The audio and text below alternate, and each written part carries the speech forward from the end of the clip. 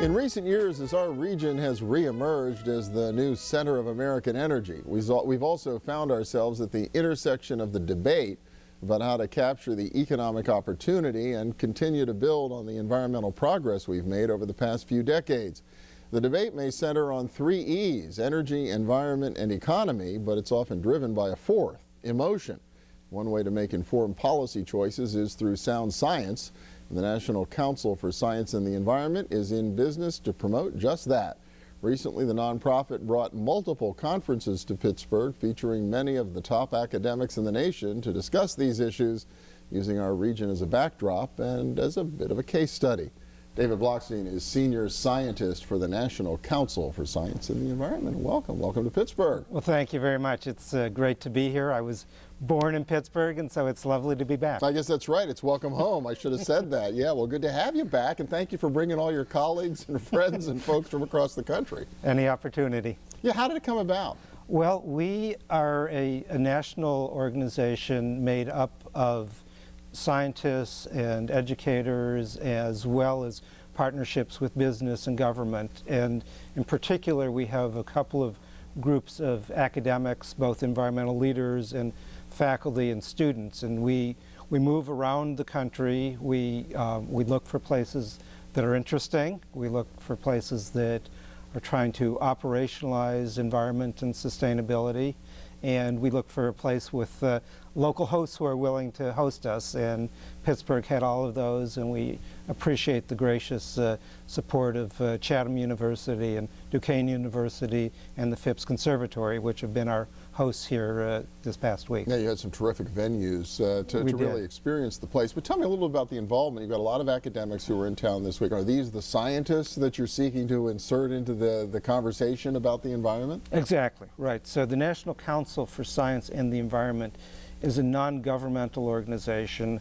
Our mission is to build bridges between the scientific community and the user community, whether they're business people, policy, or general citizens. And of course, Pittsburgh is a great place to come to build bridges. And so our conferences here in Pittsburgh have largely been academics. First, a conference of academic leaders, environmental leaders, such as David Hassenthal, the Dean of the School of Sustainability at Chatham University here in Pittsburgh.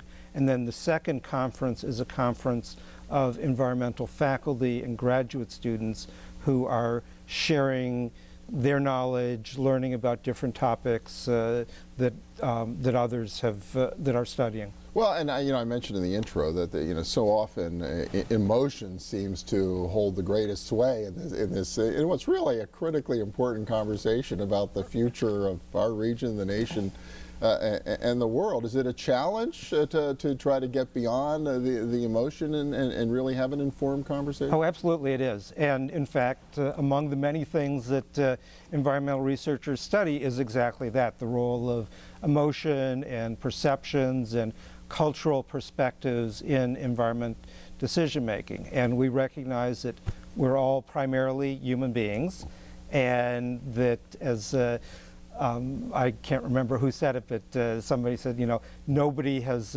been moved in their hearts by factual information. And so you have this interplay between the scientific information, the facts as we best understand them, and recognizing that science is an evolving process, and the perceptions and values that we all have, and those together make things very interesting as we deal with environmental issues. Yeah, it makes the importance of having these kinds of conferences and putting people together even more important. Only a little less than a minute left, but I wonder, you had folks here from, as far away as Hawaii, I think. Right.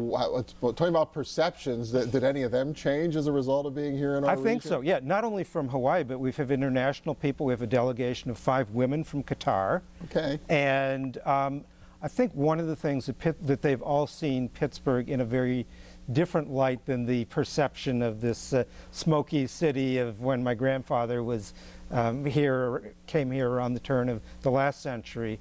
And I think that with the Phipps and their beautiful facility, we went out on the Allegheny Clipper and saw the city in its glory the other night. And I think this is a city that is building an economy that is a sustainable economy. It's building an economy that is built to last, it's built to serve its people, and it's built to connect with the larger world and region. And I think that's the message that Pittsburgh is bringing, and our scientists and educators are learning that message and will be carrying that message back home with them. That's great. We always love to create new ambassadors as well as our expatriates who are spreading the good word. David Blockstein, Senior Scientist with the National Council for Science and the Environment. Thank you so much. All right, well, my pleasure.